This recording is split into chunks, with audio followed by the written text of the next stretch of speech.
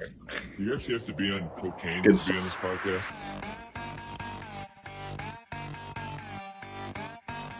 It's a great day to be a Wildcat. Cocaine.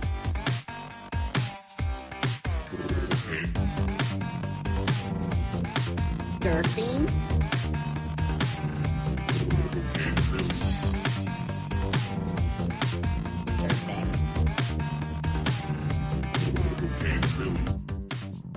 What is up, everybody? You're listening to yet another edition of Cocaine Willie, the official K-State representative on the College Huddle. I am your commissioner, Bob Trollsby, and as always, I am joined by my co-host, the Fireball mascot-wearing guy, Fireball Matt Marchesini, as Chef is dealing with some sickness right now for his kiddos who have some sort of disease that's causing them to throw up right now. Sounds great.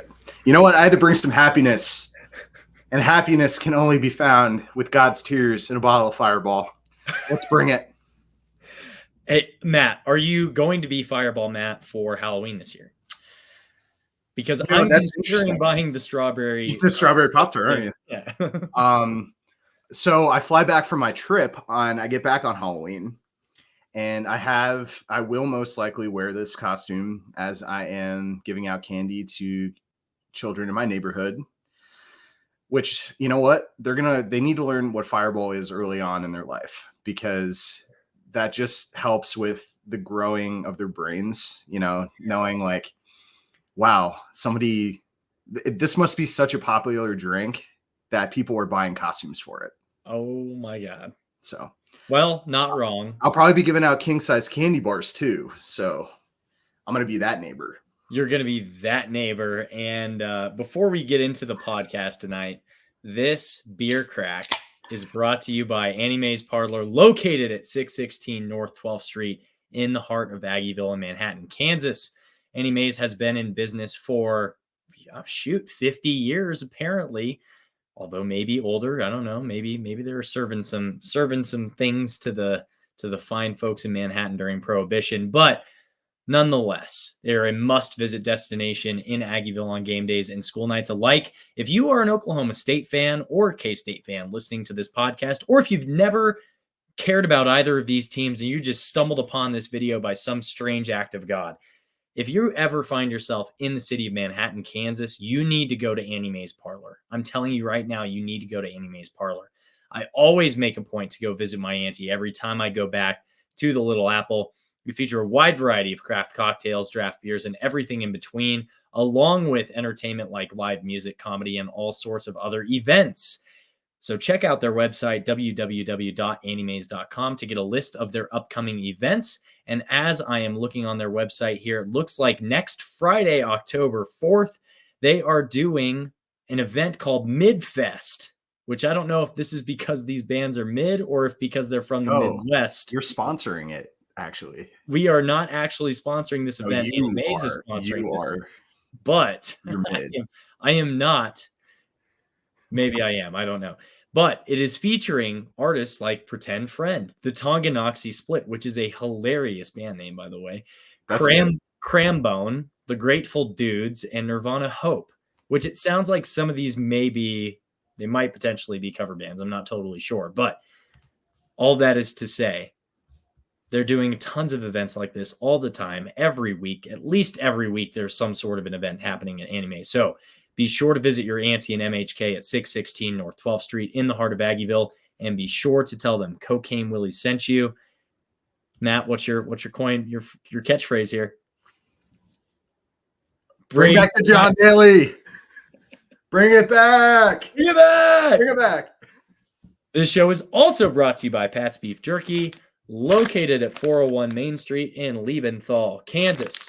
Pat's Beef Jerky has been serving up the finest beef jerky in the Midwest for 34 years running, and they feature mouthwatering flavors like the classic beef jerky, the teriyaki beef jerky, and my personal favorite, the savory beef pepper stick. Say it with me, folks. There are 3 places where you can get yourself some Pat's Beef Jerky. You can pick it up in person at either the Fridge Liquor Store in Manhattan or at their original store at 401 Main Street in Liebenthal, Kansas. Fun story about this, by the way. So Jeff, who owns Annie Mae's Parlor, emailed me to tell me that he was on his way to a wedding in Colorado and went out of his way to stop in Leventhal, Kansas, to stop at Pat's Beef Jerky, pick up some beef jerky, grabbed a shirt, grabbed a hat, and then made his way back to Manhattan, which is just amazing. So we've got our sponsors are supporting each other now, which is an amazing thing that we're doing here at Cocaine Willie. But it's amazing. They have shipped to all 50 of the great United States this year. So if you haven't placed your order yet, what are you waiting for? And to sweeten the pot, you can use the promo code CATS at checkout. You'll receive 10% off of your next order. So use the promo code CATS at checkout for 10% off and visit patsbeefjerky.com to place your order today. Matt, I think the reason why Chef isn't on tonight is because he dodged being the bag boy for the first time this season. Oh, I misread this. I thought he lost. He did. He was the bag boy. I thought you lost. He was the bag boy. I was going to make a whole joke about it. He was the bag boy. Oh my God.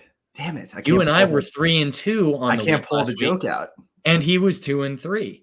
So that brings us for the season standings through 4 weeks so far.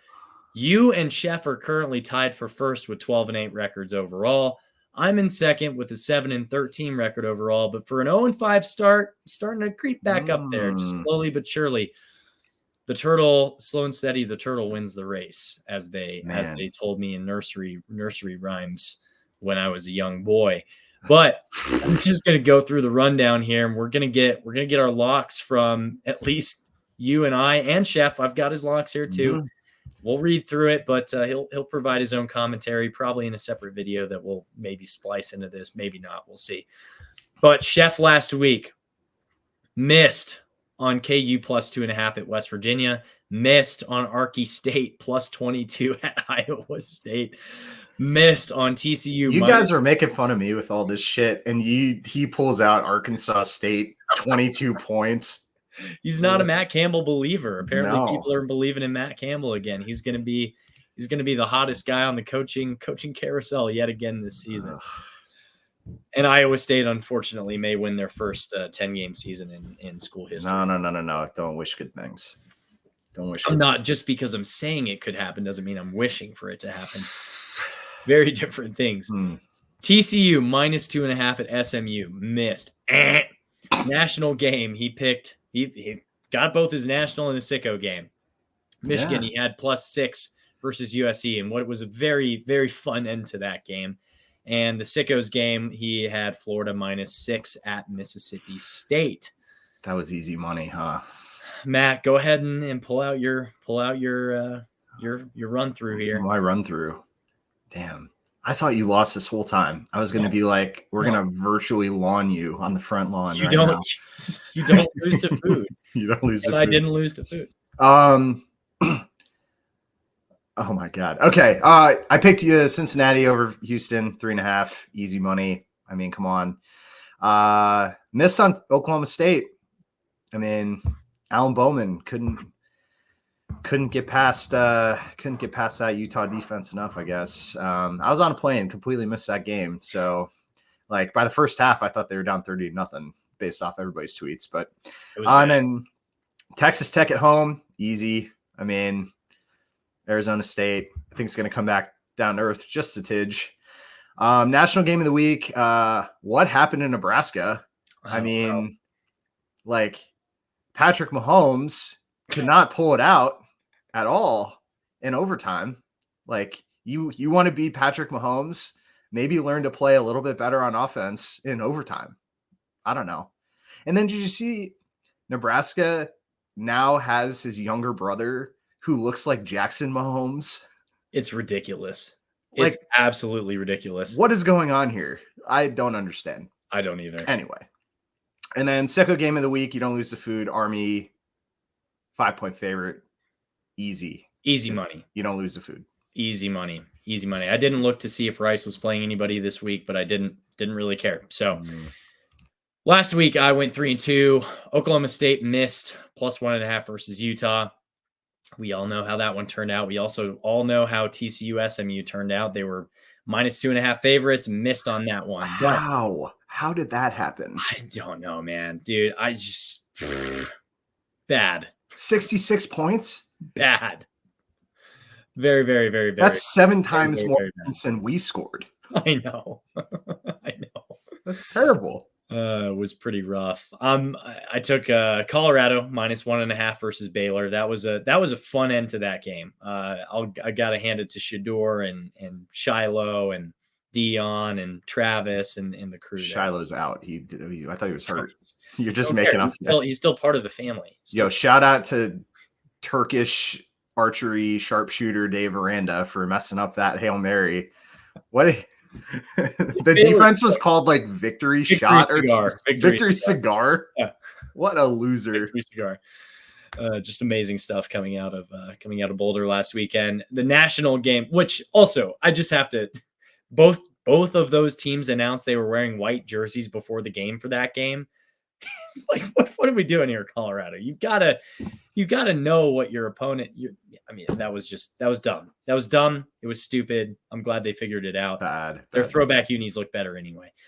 National game. I took Tennessee -6.5 at OU. That was easy money. Oklahoma is dog shit, and Tennessee's very good. I would say Tennessee is probably top 4 team in the country right now, in my opinion. I would say not That's a hot fair. take. That's Not a hot take. And my sickos game, I also took Army -5.5 versus Rice. Don't lose to food. Don't lose to Week 6 locks. You and I both tied for the win last week. So Rochambeau for who goes first? Rock. You know what? You can go first. Okay. Well, I'll go first. I've got all road dogs this week. You'll be going last next week, but only road dogs this week. We are kicking it off with BYU +3.5 at Baylor. BYU is 4-0 against the spread so far this season, and Baylor is not at all intimidating. Baylor is trash. They just lost on a Hail Mary play with a defensive scheme called Victory Cigar. Give me the Cougs all day. They're riding high. They're gonna move up. They're gonna move up in the rankings. They're gonna be looking good after that game. My next game, I'm going Arizona +11.5 at Utah. Arizona is coming off of the bye, so they've had 2 weeks to prepare for this game. Utah's coming off of an emotional high, hard-fought. Well, it was only hard-fought maybe in the last quarter of the game, but coming off of an emotional high with a big win against Oklahoma State. But granted, we know Oklahoma State's a tough team. They probably put a lot of emotional and physical energy into that game to not eke out the victory. It wasn't an eke out. They controlled that game the entire game. But who knows if Cam Rising's available, all that shit. We don't know. Is it going to be Isaac Wilson? Is he going to revert back to being a freshman because he is a freshman? Whatever. Give me the Cats in a huge bounce back spot for them against the Utes. My third game, I'm going TCU at KU. I am taking TCU in this one, and the line is +1.5. Guys, if you look at this matchup analysis predictor from Parker Fleming's site, College Football Insiders, he has TCU winning this on the road by 3 points outright.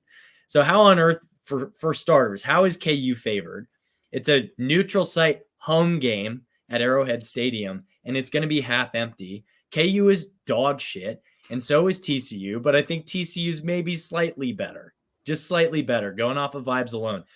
But not going off of vibes alone, they are 20th. TCU is 20th in offensive success rate. They're 19th in net points per drive on offense. And KU's kind of just mid across the board in basically every category that you look at statistically, kind of anywhere between 40th and 90th, essentially in the country in every statistical category that you can find. So I think the Frogs have key advantages in a couple of spots offensively, and KU's defense is garbage. So give me the Frogs all day. We're putting the Frogs up.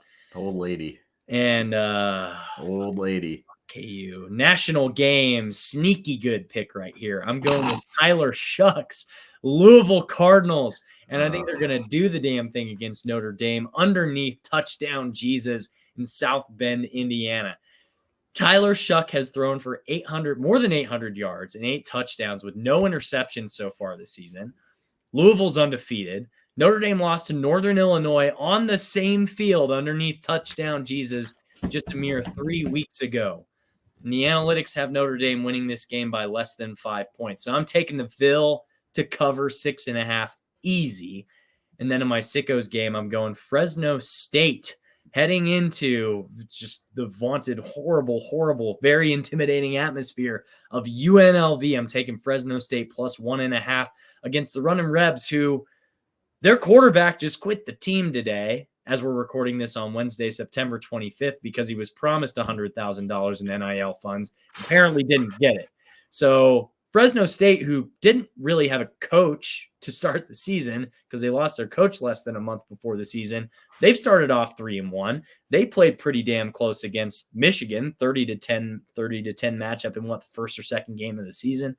And UNLV is somehow still favored by 1.5 points. So keep in mind this, they played a very tough Michigan team in the Big House, granted without really a quarterback for Michigan either, but I'm going with the Bulldogs. Victor E. Bulldog is going to be a happy boy on Saturday, and the E stands for he's eating a tasty treat. He's going to eat some Running Rebs, and the dogs are going to be eating people now. What the fuck was that? Did you write that? Okay. Texas Tech, 2.5 point favorites at home against Cincinnati. They're doing it again, beating the Cincinnati Cats in Lubbock. I mean, I don't know. Might as well just keep rolling with the Texas Tech train. We'll see when that derails. Colorado. All right. I'm justifying this in a couple ways. Number one, it's a 14.5 point. They're a 14.5 point underdog at UCF. Yeah. That's a big number. That's a big spread for a team on the offensive side that has been very good offensively. I think it's going to be a shootout against UCF. I'm not going to be surprised if UCF wins this game by 10 points, but I feel like Colorado is going to stay in this game kind of throughout. So I'm 14.5 for Colorado. I feel like that's a good pick, but we'll see. And then complete opposite, Baylor, 3.5 point favorite at home against BYU. Here's the thing. Stinky. Here's the thing. BYU, maybe BYU is good. I also think they could be 6-6 or 7-5 overall. So on the same playing field as Iowa State most years. Correct. I think Baylor wins this game by 10 points. I think BYU is they come off a huge high, huge win at home. They go on the road and lay a little bit of a stinker. I'm not convinced with BYU. I could also say the same about K-State. I'm not convinced with anything about K-State. So I don't want to discredit BYU. But I think going on the road after what was a huge game last Saturday, I think they're due to lay an egg in this one. My national game of the week, Alabama is an underdog at home to the Georgia Bulldogs. When have we ever seen this in recent memory? Somebody will probably pull it up and say 4 years ago, who knows? But Georgia on the road this season at Kentucky, that was a barn burner and a half. They couldn't score any points there. I think this is going to be a super competitive game, but I feel like taking Alabama here is a very smart play at home. They're a 2-point underdog at home. You put a 3-point spread on a neutral field. Georgia would be favored by 5. Thinking Alabama takes this one at home. Then my sicko game of the week, #old friend alert, UNT -5.5 versus Tulsa. Shane Porter, running back at UNT, 128 yards on the ground last week on 15 touches. That's incredible to me. I saw a photo of them popping champagne in the locker room with him essentially in the middle of it all. Let's go. UNT 5.5 point favorite at home against the Tulsa Golden Hurricane. UNT 5.5. Chef, we're gonna go through his rundown, and maybe he'll send in a video, maybe not. We'll see. But we'll go ahead and go through that. So he, similar to you, has Colorado plus 14.5 Good at pick. UCF. He's got Iowa State minus 14 at Houston. I thought about making this pick, but I didn't because I was a little, I don't know. Houston's played some teams close this year that you wouldn't have expected them to, and they've not played teams close that you would have expected them to. So I wouldn't expect them to play Iowa State close. I would maybe be on the Houston side of that. I don't really know, man. It's at Houston. Chef made the pick. Bad pick. Bad Sucks. pick. Horrible pick. KU minus 1.5 versus TCU. I think this is an awful pick, personally. I think it's horrible. I'm ready to go. I'm ready to go off on the next one. So okay. Yeah, you care way more about Penn State in the Big Ten than I do. National game of the week. Chef has picked Penn State minus 19 versus Illinois. So you believe in Andy Codell, Mickey? Didn't he put up 700 yards of offense last week or something like that? Yeah. And so last week, I picked Nebraska to win at home against Illinois, and everybody was like, "Oh, Illinois is a good team. Nebraska sucks." Blah blah blah blah blah. Like, Illinois is going on the road again to a team, and they're a heavy underdog in this game.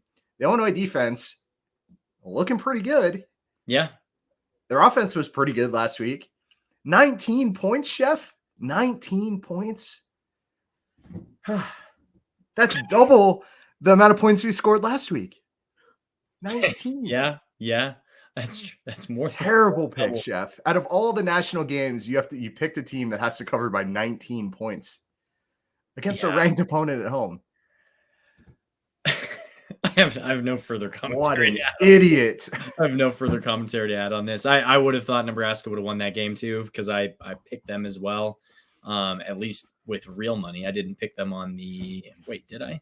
No, I didn't. You didn't. I think I had some real money on that game because I'm a Nebraska believer right now. I do think that Dylan Raiola is pretty damn good, and I do think that Matt Rule maybe is turning the ship around up north, which I hate.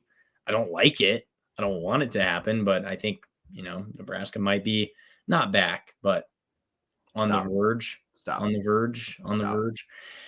So Chef's sicko game. This is truly very good sicko pick. And the fact that there's even more nuance to it right now from a conference realignment perspective of New Mexico may want to jump ship from the Mountain West for CUSA, and New Mexico State would have to vote on them to join CUSA after UNM has voted against New Mexico State to join like 3 different conferences in the last 30 years. So this one has all sorts of hatred written between, pot and kettle. Here we go. But New Mexico, he has New Mexico, the Lobos -9 versus the Aggies of New Mexico State. Also, New Mexico is a 9-point favorite. They have not won a game this year.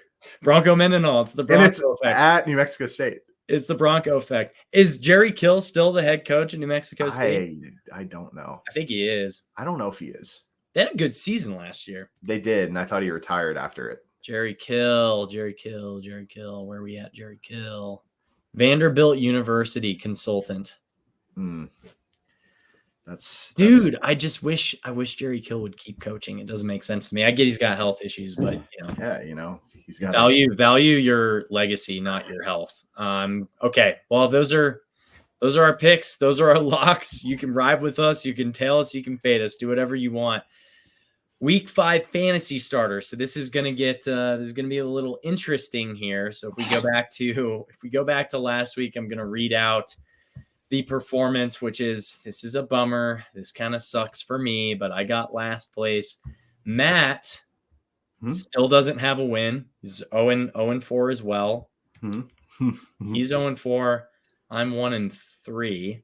And Chef coming out on top is 3-1. He had 74.94 points. His leading point getter on the day was Shador Sanders in that very explosive game against Boulder. My leading point getter was my guy Cam Skataboo with 35.7 points. But because I have to get Jalen Daniels out of the rotation, I had him starting at quarterback, and he threw for 9 points. Lawrence Arnold has 6.2. and this Mateer kid from ASU at tight end sucks. He's horrible. So I had 63.96 points, and then Matt was second place, had 64.66 points. Very, very balanced week for you, but Utah's defense was your leading point getter on the day in their matchup against Oklahoma State. And then Corey Kiner was second place with 16.1 points against Houston. You know, classic fantasy motto is if your defense is your highest scorer, you suck.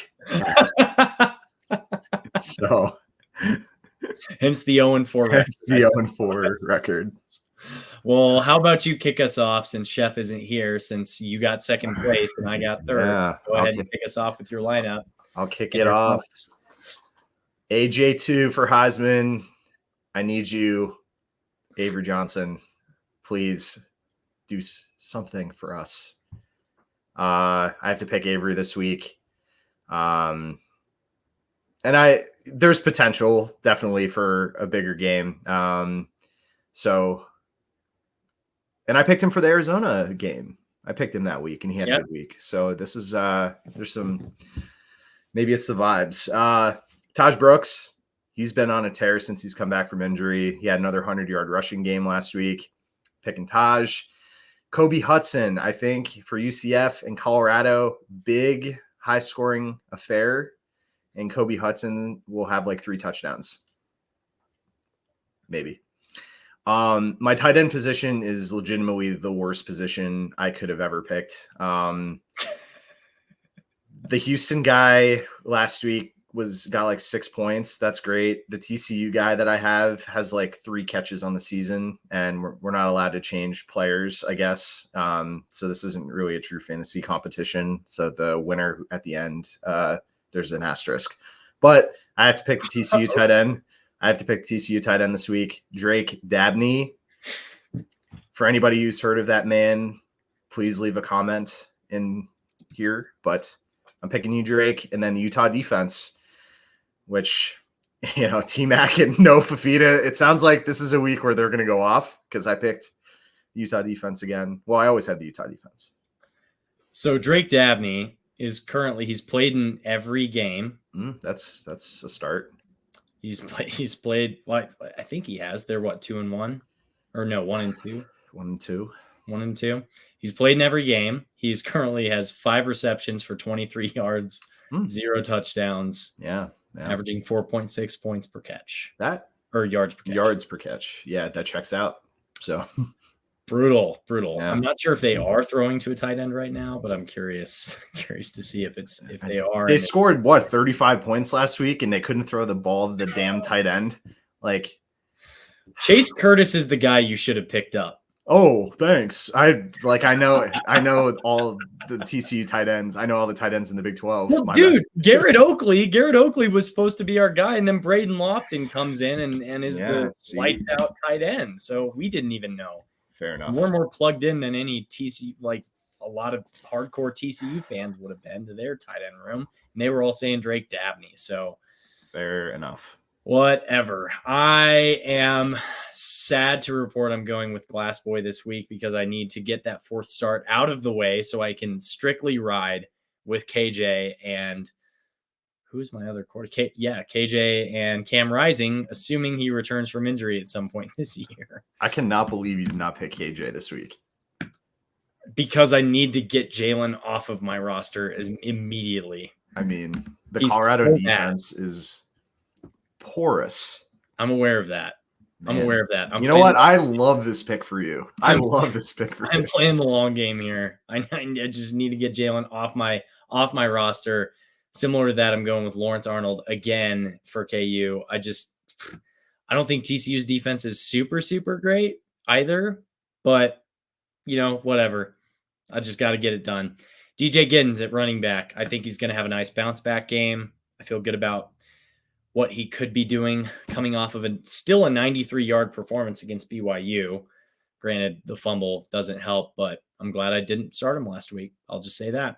And then Brant Keithy for the Utah Utes is my starting tight end this week because what's-his-face from ASU has been a complete and total flop for me.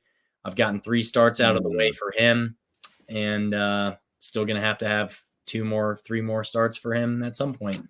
Yeah. And K-State defense. So, and then finally, Chef, he's got Noah Fafita, U of A. He's expecting a good day against the Utah defense. It's going to be interesting to watch, I guess. He's got RJ Harvey of UCF, which, if by all indications, Matt's saying UCF's going to have a big day. Big day. Should work out well for him. He's day. got Brennan Presley having a big day against the K-State offense. Aren't people saying he's out? Like he might be hurt? I don't know. He's not even the Somebody highest. said that? He's not even the best wide receiver for Okie State based on just yards. I have that. I have the best wide receiver. I think he's got the most touchdowns, but he has the 3rd most yards, if I'm not mistaken, 2nd most.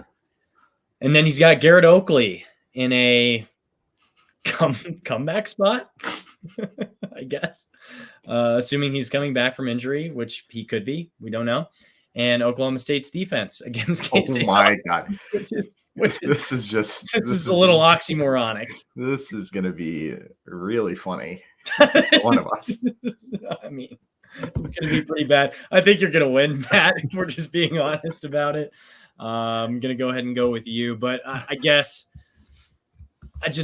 final thoughts before the Oklahoma State game. So we've kind of been capping off these episodes with our final thoughts heading into the coming week's matchup. I know we got a chance to kind of exercise our demons already from the BYU matchup when we did the CGA Tour podcast. So if you haven't checked that out yet, go ahead and check that out if you want any of or all of our thoughts on the BYU matchup from last week. But dude, I've buried it. It's dead and buried.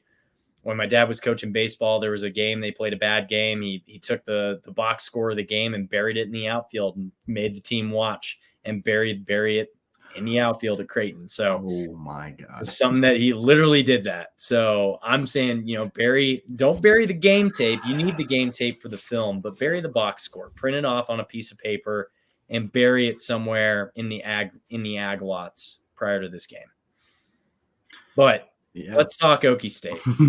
How are you feeling about this matchup? Because I'm not feeling great, but I still think that we're going to have enough juice, and I think we're going to make enough corrections coming out of that matchup last week to hopefully eke out a victory. Well, I think in a lot of ways, this is like the biggest prove-it game right now on your schedule that you have. You have to win this game to even sniff a potential berth to the Big 12 championship game. And in a way, based off of just how the entire team played last week, every phase has to be better. I mean, the offense, very much so, as we saw, a team that can't execute in the red zone, aren't taking advantage of opportunities to make big plays, making mistakes, on the offensive side. The defense, it's hard because they had some moments, but, especially in the first half, if you think about it, I mean, it's a 6-0 game with 2 minutes left. So the defense played well in that first half, but, in the second half gave up plays. I mean, and just, they weren't being successful in what they needed to do. Special teams, I mean, that punt return is such a pain in the ass because you have a guy who basically fumbled the damn ball and he runs 107 yards or however many yards he ran. Every phase has to be better in this game. And I'm sure the coaching staff is harping on that. If they are close to the performance they had last week, we're going to lose by 20 points at home. I mean, I don't think that's what's going to happen.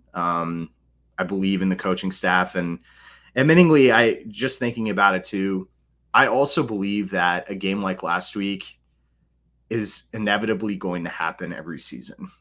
I mean, which sucks. I mean, you could absolutely say the Oklahoma State game last year and this year at BYU had very stark similarities in how the game was. Yep. Except the Oklahoma State game at the end of last season, or in the end of that game, you're still a possession down, to win the game. But there were so many stark similarities to that game, and every season just has this. And so, I do believe that the coaching staff is putting a plan in place to get this team focused and basically shooing that loss off. to come in at home and perform. But it's going to take a really big effort. I mean, this is an Oklahoma State team that is going to really fight until the end, and they're going to do whatever it takes, to steal a win on the road. And if these guys are not ready and they can't execute, it's not happening. I'm curious to revisit, and maybe this is more of kind of what we do for the bye week next week is revisit our Big 12 predictions for 2024 and re-rank where the teams are at through 5 weeks as opposed to through 0 weeks. But do you want to re-rank where you have K-State landing? Because based on this, you still have K-State going 11-1 and going 8-1 in conference play, which as of today, when we're recording this, could still happen. Yeah. It's still totally on the table. You've got Utah at 10-2, finishing 7-2, and you've got Oklahoma State 10-2, finishing 7-2. For all intents and purposes, all three of those could still stand if all three of those games or all three of those teams kind of do what we think they could have done at the beginning of the season. But I'm curious, would you reassess after 4 weeks of the season and re-rank where you have K-State ending the season? It's tough because I think the loss that I picked was at West Virginia. West Virginia hasn't looked great. I mean, you could at least say from a BYU perspective, like they've looked good. I mean, in the grand scheme of things. So I don't think this is an 11-1 team right now. I don't. I could be persuaded back if the team shows a performance like they did against Arizona, against Oklahoma State. The Arizona performance at home made me think this team is 11-1. Despite your offense only scoring 24 points, you showed good strength on defense and the ability to make plays outside of the offense to score points. The BYU game made me think this team's 7-5, 8-4. So Saturday is going to be very huge and probably determining that.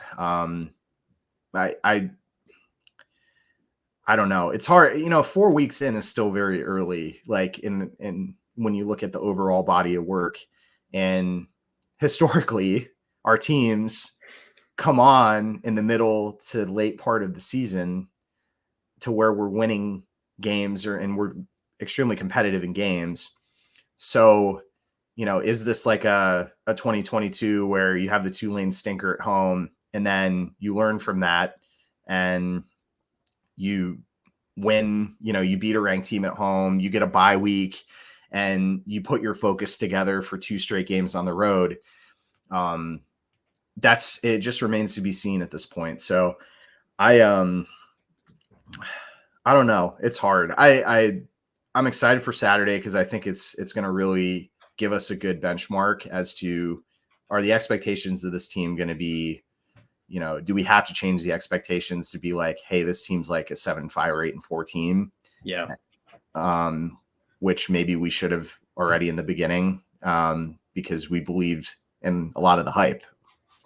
There was a lot of hype. I mean, I get it. The coaching staff isn't going to try to undersell their team. They're going to try to pump them up and hype them up as much as they can. But it's, we buy into this hype. But I also feel like when there have been downer years or years where maybe it was more or less an 8-4 season, I feel like, 2019 was probably the last season where I felt like my expectations were pretty low going into it. COVID, expectations were maybe a little higher, but you never knew what was going to happen that season.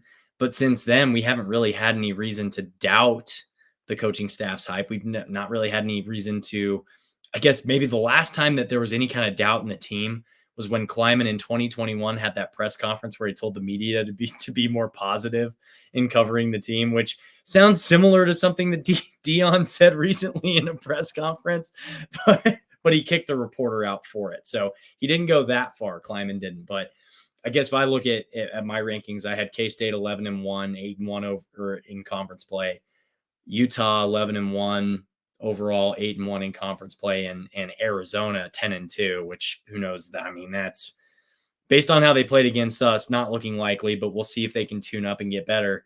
and 8-1 in the conference. But Chef had Oklahoma State 10-2, 8-1 in conference, 10-2 for K-State, 7-2 in the conference, and Utah 10-2, 7-2 in the conference. I'm thinking Chef right now might be the most realistic from these preseason predictions out of the three of us, but he's also got West Virginia at 8-4 overall. Yeah. He's got Disregard. BYU at 4-8 overall. Disregard. You've got BYU at 2-10 overall. Yeah, that was a miss. And 1-8 in the conference. So their only conference win is against K-State. I mean, I will say this. I think if we look back on when we were putting these rankings together, all of us probably assumed that one loss for Utah was at Oklahoma State.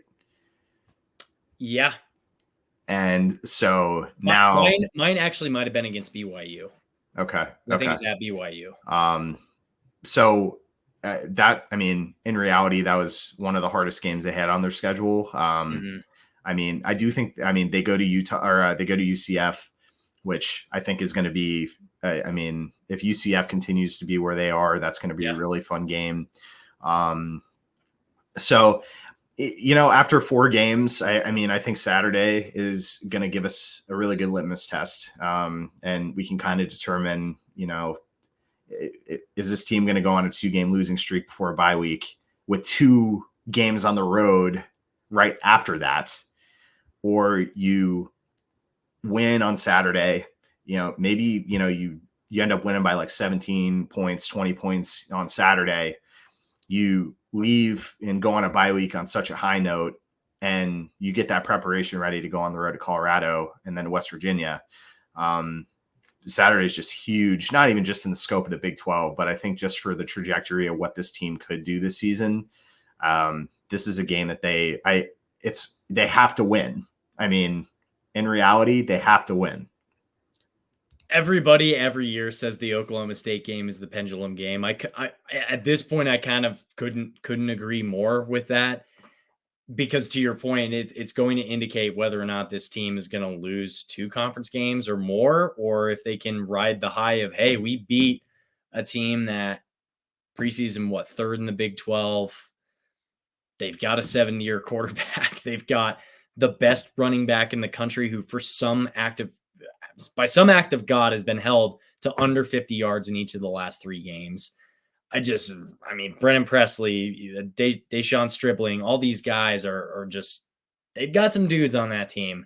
And we already heard Cal earlier this week talk about their linebacker core is phenomenal. They've got some safety linebacker hybrids. They've got a guy who's listed as a safety who has the most sacks on the season for the team. So it's a really weird defense. It's going to be intriguing to see it in action up close and personal, but I couldn't agree more that I think Oklahoma State, this game this weekend, is going to indicate realistically where this team is going to end up at the end of the season. If they win, you're still in contention for Arlington, without a doubt. If you lose, okay, which bowl game are we going to go to? Yeah, I mean, hopefully it's not the Liberty Bowl. Yeah, I don't know.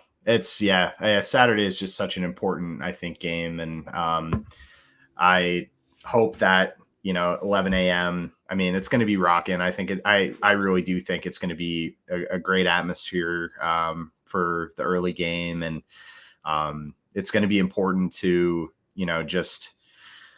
I still believe in this team. I still believe in what they can accomplish.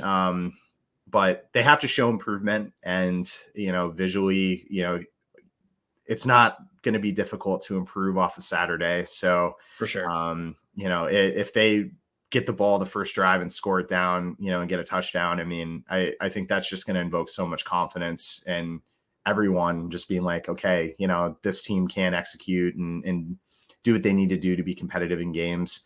And then let's get an inevitable Alan Bowman pick 6. I love pick 6s against Oklahoma State. I mean, and he has thrown them this season. Well, maybe not a pick 6. He's at least thrown interceptions. I don't know for sure if he's thrown a pick 6 or not, but I can't let it go unnoticed. We do have the Colorado game in, 2 weeks from today. Matt and I will both be at that game. If you're going to the game, shoot me a DM or shoot a DM to the account. Let us know we'd love to coordinate with y'all, see you before the game, figure out, maybe do like a little mini Cocaine Willie's sponsored tailgate type of thing. We'll see. Oh, maybe a little something. We'll put something interesting. together. But I don't know. We'll see. And maybe we do nothing. Who knows? But if we get some interest, we can maybe do something. And I don't want it to go unnoticed that Colorado also has a bye next week, so they will have just enough time to prepare for K-State as we have to prepare for them. So it's going to be an interesting one because you're going on the road to Mountain Time Zone and then going on the road to another mountain town that's in the Eastern Time Zone, and that's not easy travel. I mean, the Colorado game is easier travel than the West Virginia game for K-State at least. So yeah. It's going to be a fun stretch here, but we're in it till we die. We may never die. You're I don't in know. it until we We're die. either going to die or we're not going to die. I don't know. But with that, I think we're gonna get out of here unless you got any final. No, that was an incredible way to end that. We are in it till we die. That's going to do it for us today. Once again, we're going to shout out our sponsors, Pat's Beef Jerky and Annie Mae's Parlor. Remember to visit patsbeefjerky.com and use the promo code CATS for 10% off your next order. Additionally, we are the K-State representative on the College Huddle, which is the largest community of fan-driven content in the nation. So check them out at thecollegehuddle.com and follow them on social media at College Huddle. Last but not least, you can follow our show at Cocaine Willie on YouTube, TikTok, Twitter, or Instagram, or you can follow us individually. I'm at Bob Trollsby. Chef has Sick Kids, and Fireball Matt is at Matt Marchesini. Chef is at sick kids. Chef is at Chef Andre Napier. All right, go say Matt. Well, Chef Matt. Cocaine's a hell of a drug. We are all coke and no joke. Wildcat Country. Let's ride.